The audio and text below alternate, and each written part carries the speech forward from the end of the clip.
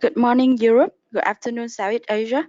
Welcome to our webinar today, Doing Business in the Philippines and Intellectual Property Rights Basics. The webinar is brought to you by British Chamber of Commerce of the Philippines and the Southeast Asia IPR SME Helpdesk, an initiative of the European Commission. My name is Trang, the project assistant of the Southeast Asia IPR SME Helpdesk. I will be the moderator of today's webinar. So,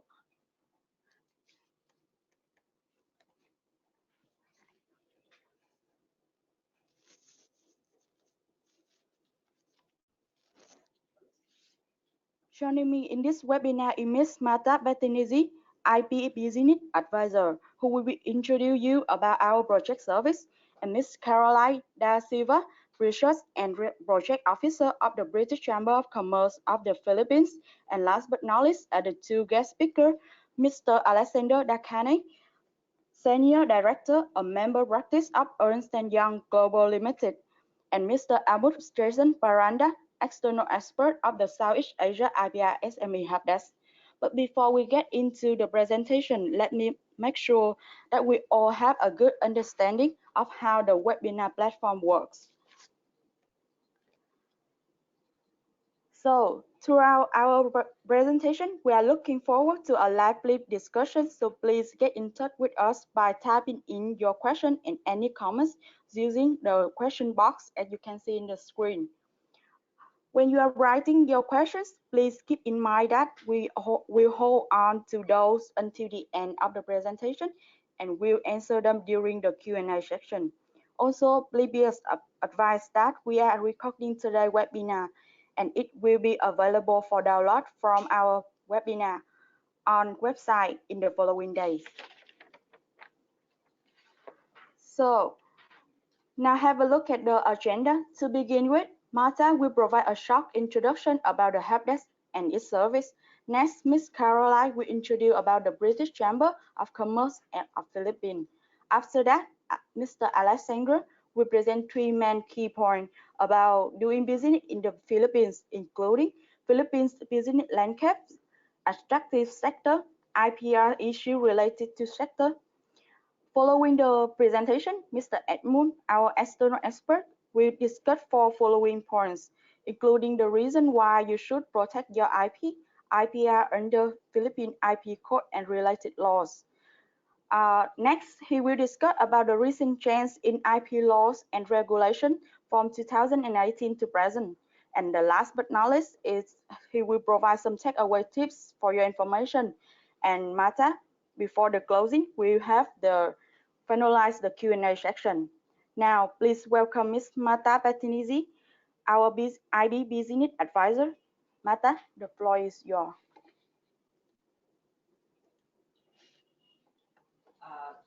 Good morning, Europe. Good afternoon, Southeast Asia. We are here in behalf of the IPR help desk.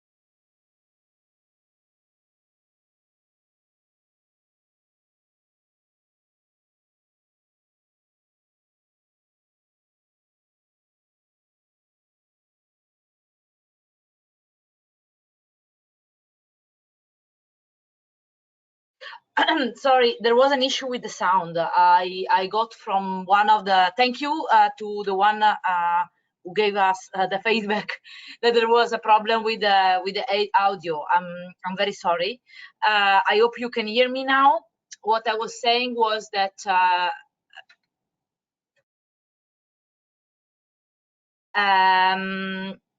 sorry, I hope you can you now. No, okay, now you can hear me. Okay, perfect. Thank you. Thank you. I was saying that our project aims to help small and medium size enterprise that do business in Southeast Asia to protect their intellectual property. This means that we answer inquiries via our appline. That means you can write us questions anytime on our email address, but you can also call us or meet us at the trade fairs. Moreover, we have trainings in person in Southeast Asia and Europe, but we also offer webinar and e-learning models.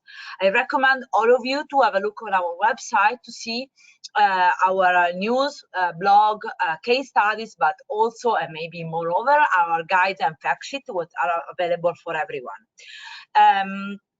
I heard from, apart from the technical problems, there was a question about how to get out of the silent mode for you as a as participants. Actually, you cannot, but as you have seen, we look at your question and we answer us at the end of the seminar or the webinar, or if needed in the middle, like in this case. Finally, I want to say that all the materials that are going to be shown today are going to be available on our website, and also the recording of our webinar will be online. So now, without any further ado, I will give the floor to Caroline, and she will introduce the services and the role of the Chamber of Commerce, the British Chamber of Commerce of the Philippines. So, Caroline, the floor is yours.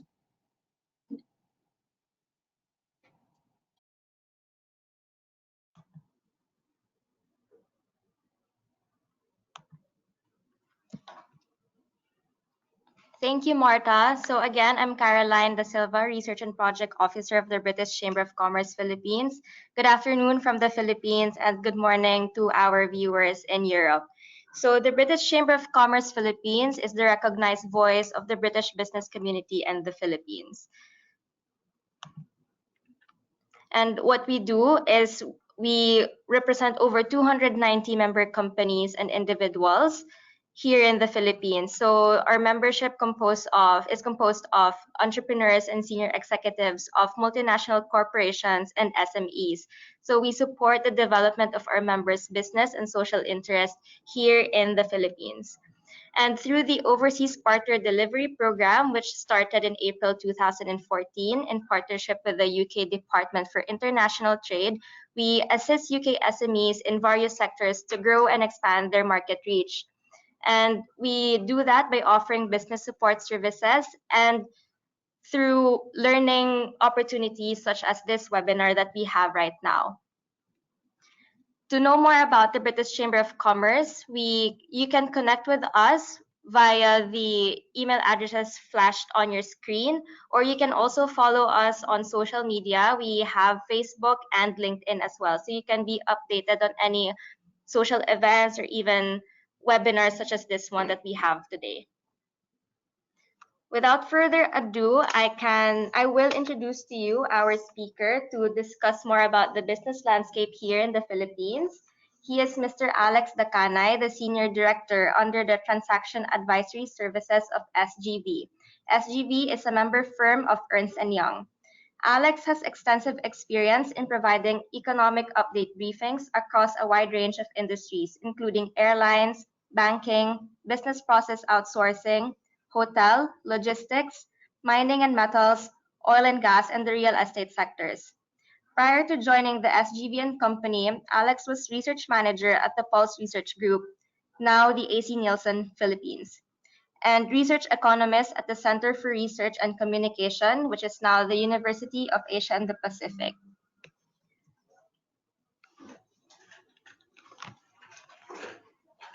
I can speak now. Good morning, Europe. I'm Alex Dacanay, and my task is to give an overview of the Philippines, the Philippine economy, and some of the attractive sectors for investors to look into. First, the Philippine economy grew 6.4% a year in the last 5 years. We are actually a low middle income economy with a per capita income of $3,100 US per capita, and at purchasing power prices, gross national income per capita of $10,720 US. Note that we are, given our growth rate, poised to reach the gross national per capita income of $3,896 US, the threshold for the upper middle income economies by 2020. Beyond that, the Philippine economy is projected to grow at 6.7% a year in 2019 to 2024. It remains among the strong performers in the ASEAN and the Asia Pacific. With the rising incomes, expect more households spending on more discretionary goods and services. What led to this strong performance? There are four key economic growth drivers, and I'll cover them one by one. First, consumer spending. We are a consumer-oriented economy. Consumer spending grew at 9% a year to $244 billion last year, and that's almost 3/4 of the total GDP. Where consumer spending goes, there goes the gross domestic product. There are two factors that contribute to consumer spending. One is overseas remittances. That grows at 4% a year, and it reached about $29 billion US last year. The Philippines is the fourth biggest recipient of dollar remittances behind India, China, and Mexico. We have about 10 million Filipinos overseas, and they're in the United States and Canada, and also contract workers in the Middle East and East Asia. The second factor is the offshoring revenues. These are business processing outsourcing, or BPO revenues, that grew 8% a year and reached $21 billion last year. The Philippines is a leading BPO destination in Asia. And the fourth factor, very recently, is FDI, foreign direct investment flows. That's growing at about 14% a year. In the last 2 years, it averaged almost $10 billion. Last semester, the Standard & Poor's and the Japan Credit Rating Agency upgraded the Philippine credit ratings just a notch away from the A territory investment grade.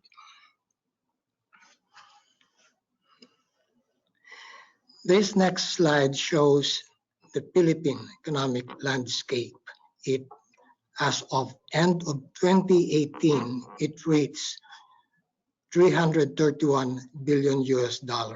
The first pie shows you the major sectors in the Philippine economy. 3 of them, manufacturing, trade, and real estate, account for almost half of the economic output. The second chart there shows you the different regions in the Philippine economy. And 3 regions, National Capital Region, or NCR, Calabar Zone, and Central Luzon, accounts for over 61% of the output. When you put together these 3 big sectors and the 3 big regions, you come up with the Greater Manila, Greater Capital Region, or Mega Manila, which I encircled with a red dotted line. That's a primary target of investors in the Philippines.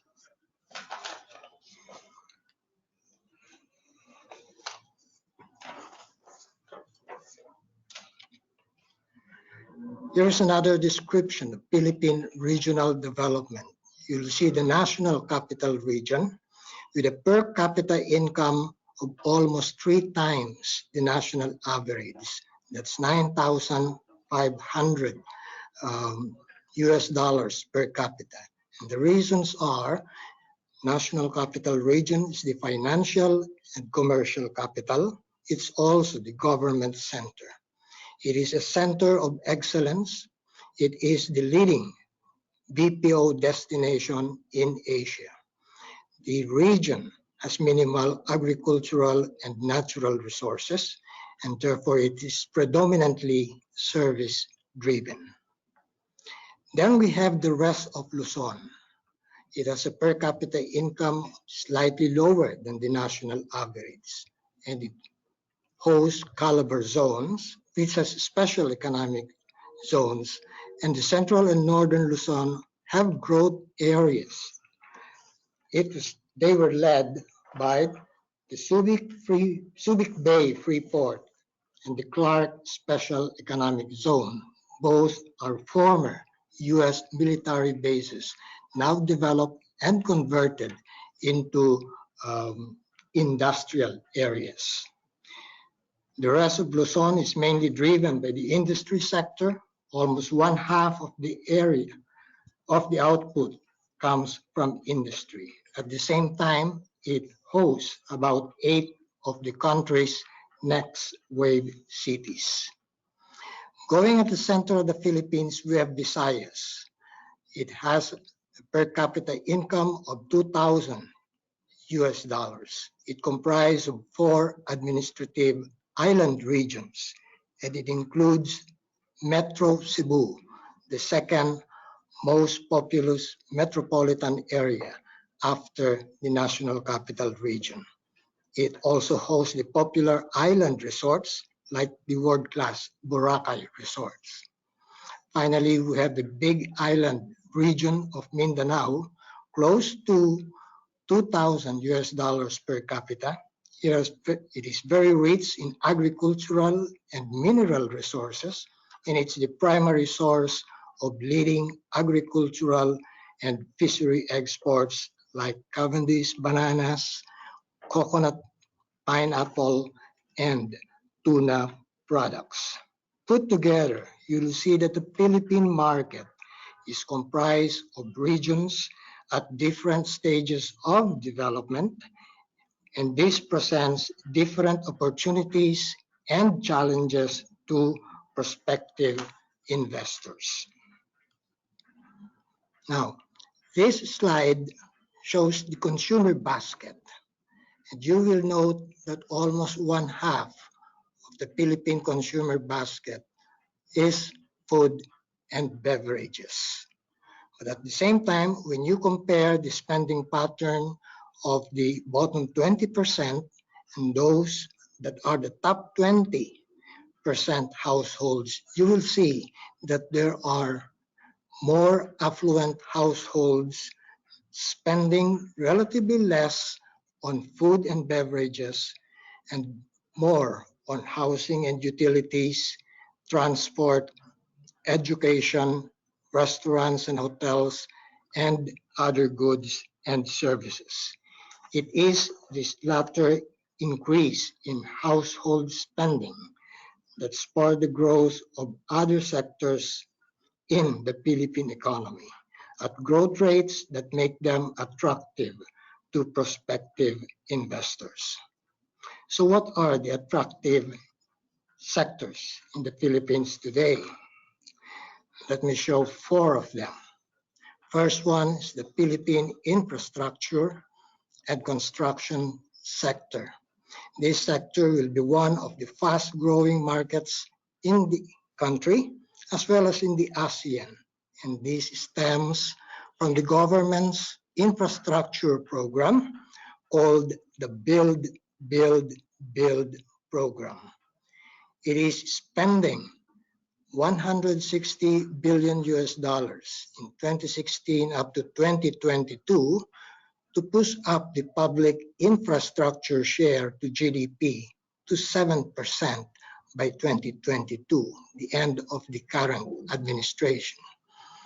The program covers airports, roads, railways, seaports, dams and irrigation projects, as well as social uh, projects like health facilities and school buildings.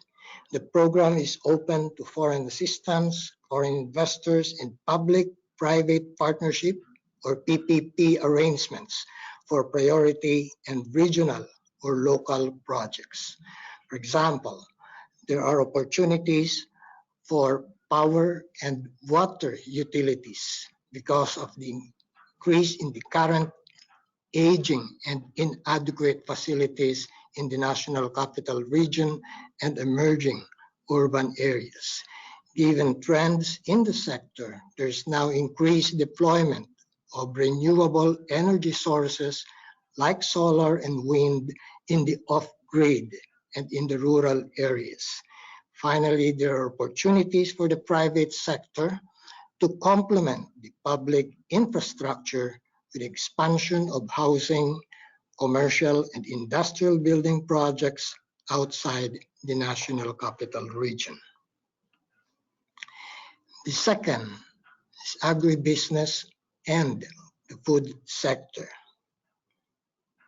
We have a very big young population, over 1 million, and median age of 24 years old, rising incomes, middle income levels, and improving distribution channels, which all sustain the growth of agribusiness and the food sector. Our food staples, rice, fish, and meat have significant shares of the household spending. At the same time, the Philippines is a leading producer and exporter of tropical products.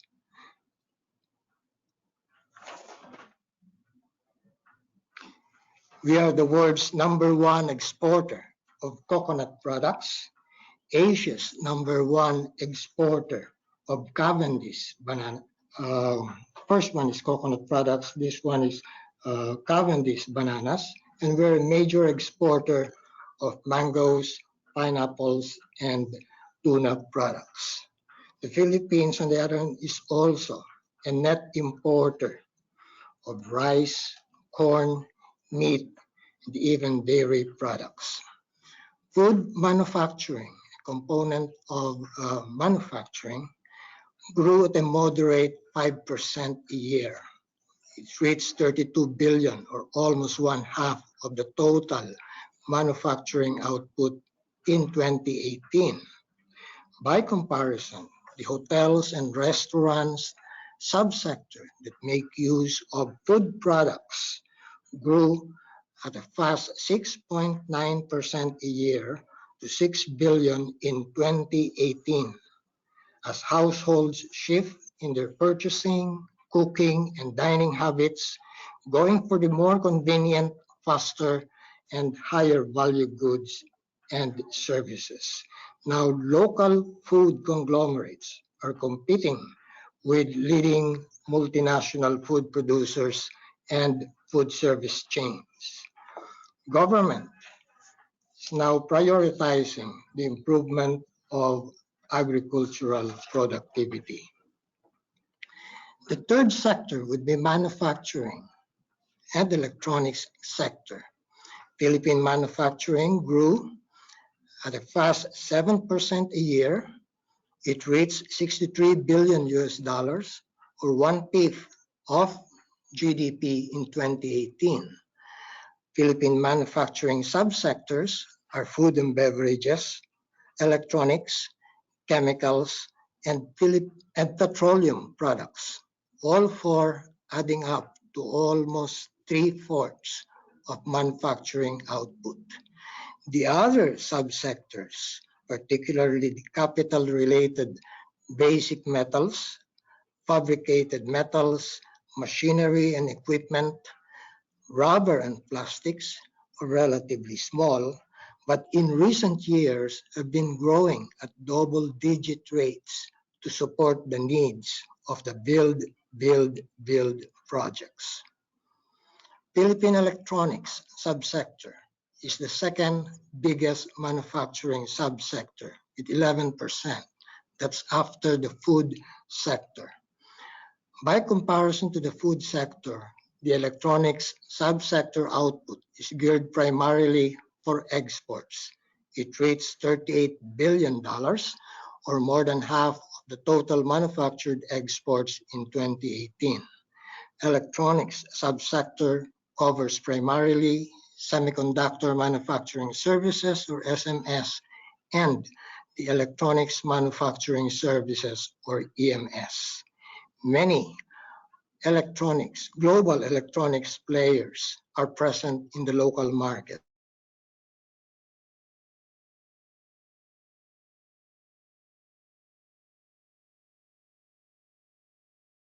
The fourth one, Philippine business processing outsourcing and the IT sector. This BPO sector grew at about 8% a year, and the industry estimated their revenues at about or close to $25 billion in 2018. The Philippines has become or called the call center capital, or even the BPO capital of the world, because of the high English proficiency and competitive rates of its workers. The local industry covers high-value subsectors such as call centers, BPO, IT services, health information management, animation and game development, and global in-house centers or shared services. The Industry Association came up with a roadmap 2022 that targets to earn $39 billion in revenues and employ 1.8 million workers by 2022. International management firms like the A.T. Kearney ranked the Philippines among the global industry leaders based on financial attractiveness, people skills and availability, business environment, and digital resonance. Polons, on the other hand, listed the Philippines together with India in the top 50 digital nations.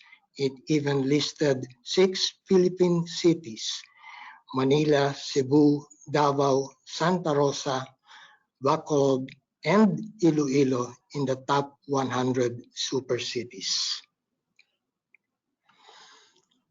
So those are the 4 attractive sectors, and hopefully that in the medium term, Philippine economy will be able to meet the overarching objectives of 7 to 8% growth, become a middle income economy, and bring down the poverty rate to about 14%. Government is now focused on some economic priorities to be able to help promote the different industries.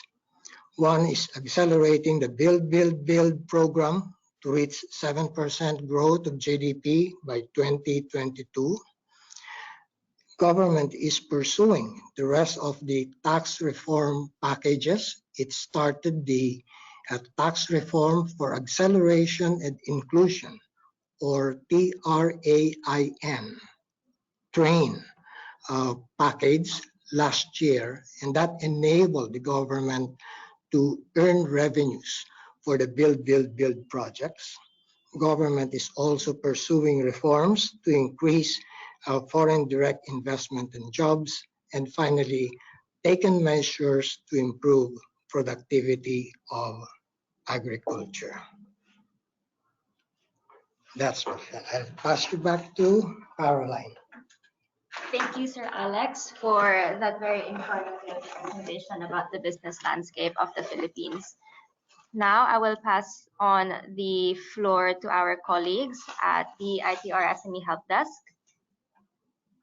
Yes, thank you, Caroline. Our expert is going to start this presentation about the IPR, so the intellectual property basics of the in the Philippines.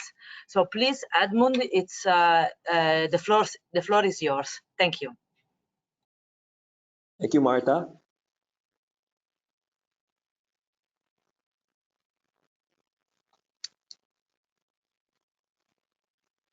Good morning, Europe, and good afternoon to the people in Southeast Asia. I'm going to talk about IPR basics, and when we talk about intellectual property rights,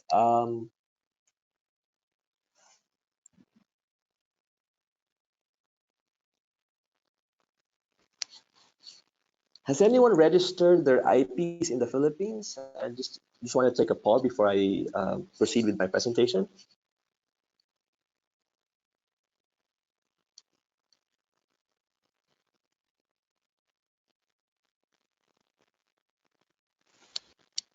We are opening the pool now, and you will have 60 seconds to answer.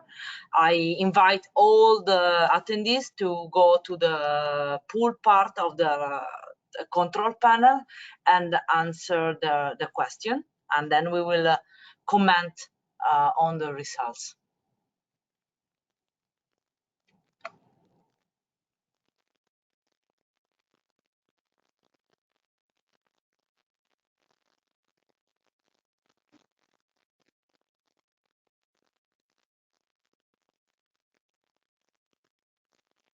Okay, at the moment, the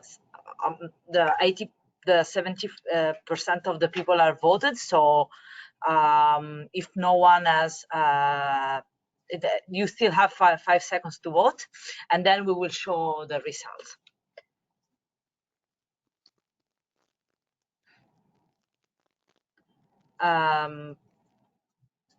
We show the results now.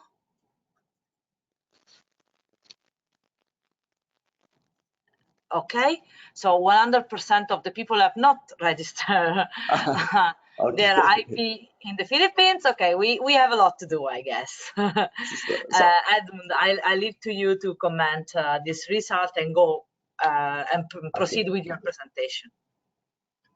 Thank you for that, Marta. So I guess what I'm going to say today will really be helpful to all of you, since none of you has registered your intellectual property in the Philippines. So I'm going to talk about this in the slide shows my outline. So first, we will discuss why you should protect your IP in the Philippines, and after that, we're going to talk about the IP rights that are protected under the Philippine IP Code and also related laws. Then I'm going to talk briefly about recent changes in IP laws and regulations. Then I'll give you just one case study about IPR enforcement here in the Philippines. And then my last slide will be some takeaways. So hopefully it'll be useful to all of you. So why do you protect your intellectual property? First, it's protection against infringers. What you want to achieve is for your intellectual property rights to be exercised only by you, only by your company. So you don't want your trademark, you don't want your copyright, you don't want your patents to be used by any other person or a person that you did not authorize. And also, if you want to attract investors to your company, obviously that will entail a significant investment, a huge amount of money to invest in your company and also to commercialize your IP. For example, it's a novel technology, it's a patented technology. Significant investment is needed for that. And companies will only want to invest in opportunities that they know that they will be protected from competition. So if you registered your IP, you will be protected from competition.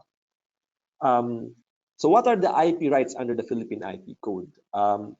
Listed on this slide are 6 of the most important and I think the more relevant intellectual properties for SMEs. And these are trademarks, copyrights, patents, industrial designs, trade secrets, and geographical indications. Let's start with trademarks. Trademarks are your brands. So to put it simply, so under our IP code, it's any visible sign that's capable of distinguishing your goods from the goods of others. The Philippines still is a little bit conservative when it comes to protecting trademarks because, as you may note from the definition, it says a visible sign. So non-traditional marks like sound marks, even smell marks, are still not registerable here in the Philippines. Although there might be changes later on, because we know that a bill was filed last Congress to delete the word visible. So that opens up the possibility of registering non-traditional, non-visible trademarks like sound mark. For those of you who are not familiar with sound marks, a very good example would be um, um, the MGM lion. If you're a fan of Hollywood movies, at the beginning of an MGM film, you would see this lion that's roaring. So that sound is actually a trademark, a sound registered as a sound mark in some parts of the world. What you need to watch out for, since is when it comes to protecting trademarks, that you should regularly monitor entities who are trying to register a trademark that's, if not if not identical to your mark, or a mark that's very similar to your mark, because you don't, because what you want to achieve is that your trademark will only be identified with your company. So if there's any trademark there that's very similar sounding, or worse, identical to your mark, and it's on products that are not your products, then that will be bad for your company. You should watch out for what we call bad faith registrations. The good news though is registering your trademarks in the Philippines is pretty easy. If there's no objection or opposition in as early as 4 months, sometimes even in 3 months, you will already have your certificate of registration. The downside is, and it's a little bit unique to the Philippines, I think there are only 2 or 3 countries that require this. We have what we call proof of use requirement. So you need to show that you are actually using the mark in the Philippines. And the earliest date would be 3rd year from the date of filing, and then from the 5th year from your date of registration. So it's a constant thing that you need to prove to our registry, proof of use. Copyright is the IP right that's extended to authors of original literary or artistic works. So examples of these, of course, would be movies, music, books, poems, plays, etc. So any literary or artistic work. And the only requirement there, it's an original work. So that means that it was independently created. Copyright is very easy to protect, because from the moment of creation, your copyright to the literary or artistic work is already protected. You can, however, register your copyright.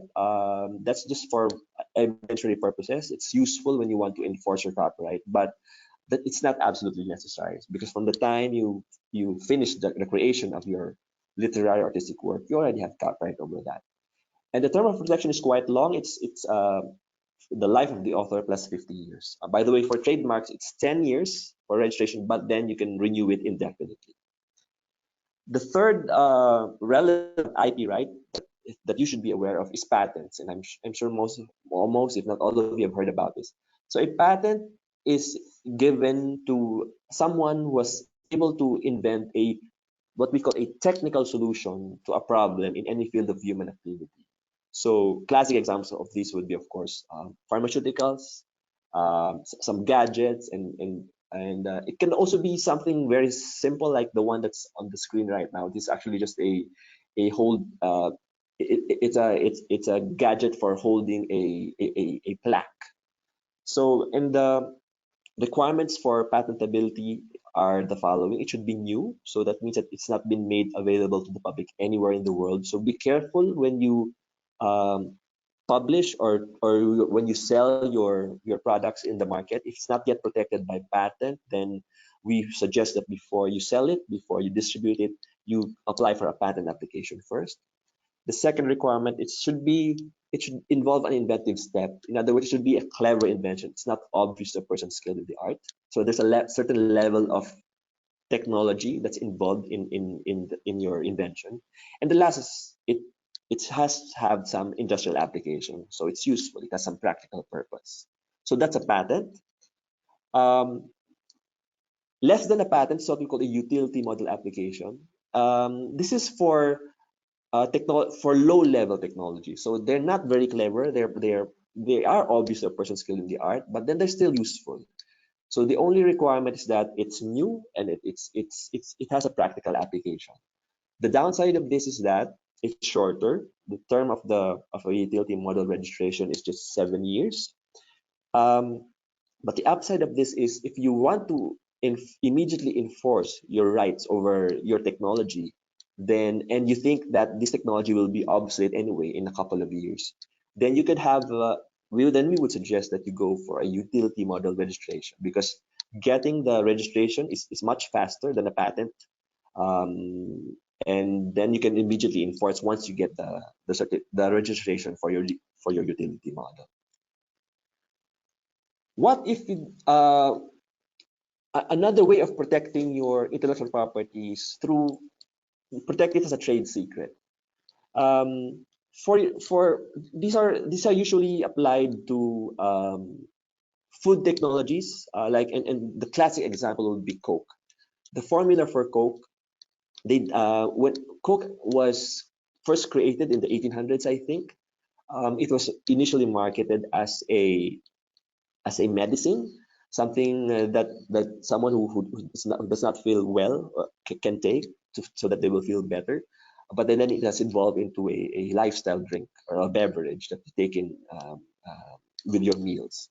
The downside of a patent or utility model application is that before the government grants you the patent or the registration, you have to publish it. You have to disclose your invention or your technology. Because it will expire anyway at some point, and then other people can build on your technology. But there are certain technologies that you want to keep to yourself. You don't want to disclose it to the public, and then that can be protected as a trade secret. And the requirements for a trade secret to be protected is that obviously it has to be secret. It has commercial value because it is secret, and then it's subject to reasonable steps to keep it secret. Unfortunately, right now under Philippine regulations, we don't have yet regulations on how to protect intellectual property. So how to protect trade secrets. So what we advise our clients is that if they have trade secrets, if they have technology that they don't want to disclose to the public, and they think that this technology will be still valuable many years from now, so even beyond a 20-year period. And like I said, this is really applicable for formulas for food and drink that you don't want to share to other people. Then you should employ mechanisms to protect your trade secrets from unauthorized disclosure. So for example, what you could do is you could have contracts or agreements with anyone who will be handling this product that contains trade secrets. So you should execute non-disclosure provisions, non-disclosure agreements with these persons. Like this could be your employees, this could be your contractors, etc. Another IP intellectual property that I think would be relevant to use geographical indications. Similar to our trade secrets, unfortunately, we don't have regulations yet for this. There's a draft regulations that has been there for 5 years, but it still has not been finalized and released. But what's a GI? A geographical indication, or a GI, is an appellation of origin. It's constituted by the name of a country or a region. So it could be the entire country, it could be a certain locality in that country. And it's to designate a product which originates from there, and also the quality and the character of that product is due to the geographical location, as well as other natural and man-made factors. The classic example that for GIs is champagne. So champagne is a term that's reserved for wines that are produced from grapes that are grown in Champagne, France, and then processed through the winemaking process is also unique to the wine growers in Champagne. So any other sparkling wine cannot be called champagne if the grapes that were used to produce that wine did not come from Champagne, and it was not produced using the approved process for making champagne. So in the meantime that we don't have regulations, what we suggest that you do is to register your geographical indication as a collective mark. So it's kind of a trademark trademark registration. So an example of that just on your screen is the Guimaras mangoes. For those of you who have been to the Philippines and tasted our mangoes, I think I can say with confidence that we have the sweetest mangoes in the world. But the Guimaras mangoes is at another level. I think it is the sweetest. I think the most best tasting mango in the whole world. So it's grown in this island called Guimaras, and mango growers there have been growing mangoes for many decades. And so since we don't have a GI regulation yet, what the mango growers in that island did was to register this collective mark, what's shown on your screen. So it's a shape of a mango with a G in the middle, and then it says Guimaras mangoes. So any mango that comes from that island can be labeled as such. So if you I'm not sure if it's clear on the screen. There's a mango, then there's a sticker. So each mango they put this sticker that consists of the letter G and the representation of a mango. So those are the IPRs that you should be aware of in the Philippines. I'll next discuss the recent changes in our IP laws and regulations that may be relevant to SMEs. Another poll question, just to break my presentation. Although maybe this doesn't apply because none of you has registered their mark. The poll question is how is your general experience or perception of IP registration process in the Philippines? At least for those of you who are intending to register their IP in the Philippines, do you think it's going to be a slow process or fast process, or maybe it's the same pace as your home registry?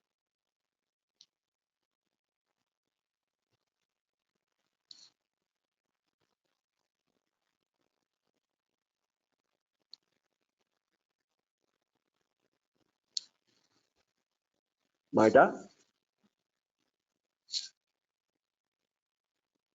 Yes, we are launching the poll now. Okay. Sorry. Sorry, John, we agreed that you launching the poll. It's supposed to be me because I don't remember how to do that. So. Okay.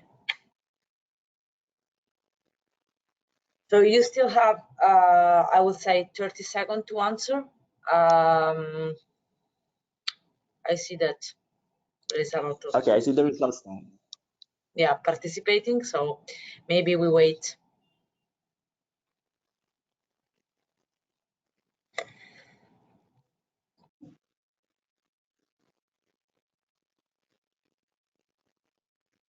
I can see the results now.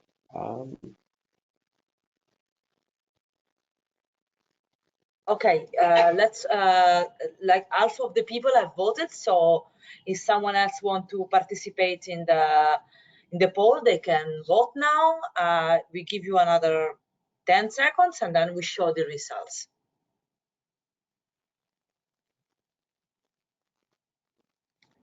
Okay, let's broadcast the results.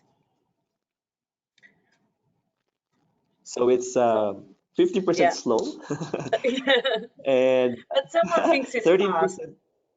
Yeah, but 30% said it was fast, and then 38% is same pace as my home registry, which I think it's over. So at least half of you think that it's fast or as fast as your home registry, which I think it's a good result. Yes. My comment on that is that for trademarks, at least I think I'll be confident in saying that it's really fast. Some of our clients actually amazed that they're able to get the registration in a couple of months because they know that in some parts of the world, like mainly in Southeast Asia, they find that it's a bit slow. But I would admit that for patents, it does take a while. So, but our registry is is trying to change that, and we hope to issue patents faster. And also, to be honest, and to add something on top of this, patents are always slower than trademark, at least. So I think also correct. the expectation of the people should align with this consideration. So okay, let's finish with the presentation. Thank you. Okay. So these are some updates on IPs on our IP system in the Philippines. First, there were some examination guidelines that were issued by our registry last year. Um, Specific guidelines for information communication technology, one for biotechnology, and one for pharmaceutical substances. And I think this underscores our registry's resolve to have better examination practices when it comes to these technologies, because traditionally these technologies are the ones that are quite difficult to examine. The patent examiners are having a difficult time assessing the patentability of technologies under these technology under these sectors, so IT, biotech, and pharmaceutical. So with the issuance of these examination guidelines, we're expecting the examiners to be more competent and maybe to be even faster in their examination, because they have these guidelines to guide them in assessing the patentability um, of these technologies. The other development is the Philippine Innovation Act, which was signed into law just a couple of months ago. Um, the Philippines is committed to invest in education, science, technology, and then innovation. So what this law did is to create what is called the National Innovation Council, and the purpose is to identify priority areas for innovation and to help MSMEs by supporting programs for innovation. So the approach here is a whole of government approach. You expect to get the help of not just for example, in the past, you just have to go to the Department of Science and Technology to assist you. But now, under this law, it's a whole of government approach. All the relevant branches of the government are expected to assist. And one of the key provisions there is that there will be a joint web portal, and there will be information there on innovation policies, strategies, and programs, and I think very relevant to MSMEs, grants and financial assistance that will be available to the public. And I think that EU SMEs in the innovative fields may apply for grants and financial assistance under this law. Related to this is the Innovative Startup Act. So it provides incentives to companies who are considered innovative startups. And what are the benefits? You get waived. The fees are waived when you apply for any government permits or certificates.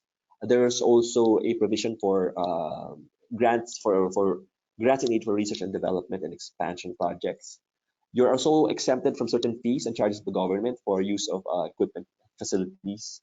For those companies who will be bringing in experts from abroad, foreign nationals, there's a subsidy for visa application, and then as well as a renewal or extension of foreign owners, an exemption from alien employment permit. So will an EU SME qualify as an innovative startup? The answer is yes, as long as that EU SME is a registered business entity in the Philippines, and the core business obviously will involve product, process, or business model innovation. Case study, this is just one case. The case of Lacoste. Everyone knows what the famous apparel brand Lacoste. This case, it's an old one, but it's often cited because you can the learnings what we can learn from this case is that even if you're not doing business in the Philippines, so you're not officially registered as a company doing business in the Philippines, you can still enforce your intellectual property rights. And this has happened in the case of Lacoste. They wanted to sue a local company for unfair competition because that local company was using their logos, and that local company even beat them to the registration of their mark in the supplemental registry of the intellectual property office. So what they did was they filed an unfair competition case against the local company for using the Lacoste that crocodile alligator mark. The defense was the infringer raised the argument that, hey, Lacoste, you're not doing in the Philippines, you're not doing business in the Philippines, so you cannot sue me before the courts. But our Supreme Court said no, as long as it's about enforcement of intellectual property rights, A foreign corporation like Lacoste, it's not licensed to do business in the Philippines, and it's not doing business in the Philippines, can sue before the courts, because that's pursuant to our obligations under the Paris Convention, where you extend protection or legal remedies to foreign nationals when it comes to intellectual property protection. So takeaways. This is my last slide. If you're gonna do business in the Philippines, we suggest that you register your intellectual property, because you need that. It's a must, so that you can enforce your rights against infringers, and then you can also protect your intellectual property from what we call bad faith applications. We do have an effective IP system in place. There might be a misconception that IP registration here is slow, but I'd like to correct that. Particularly for trademarks, we're pretty proud of our registry for being very fast in registering trademarks. Finally, be aware of the incentives and benefits that may be available to your business, especially for SMEs who are involved in product innovation or process innovation. There are incentives out there that you can tap and you can use for your business. So thank you very much. Thank you a lot to Edmund and to all the presenters for today to be part of our webinar. I open the floor to questions from the audience. If someone has a question, you can pull you can write down in the question box. Meanwhile, we will proceed to answer some questions that we already received. First of all, I want to clarify to everyone that we are sharing the presentation on the website. So the first question, I think it's addressed to Mr. Alex. It asks, what are the current issues that are affecting the Philippine business environment?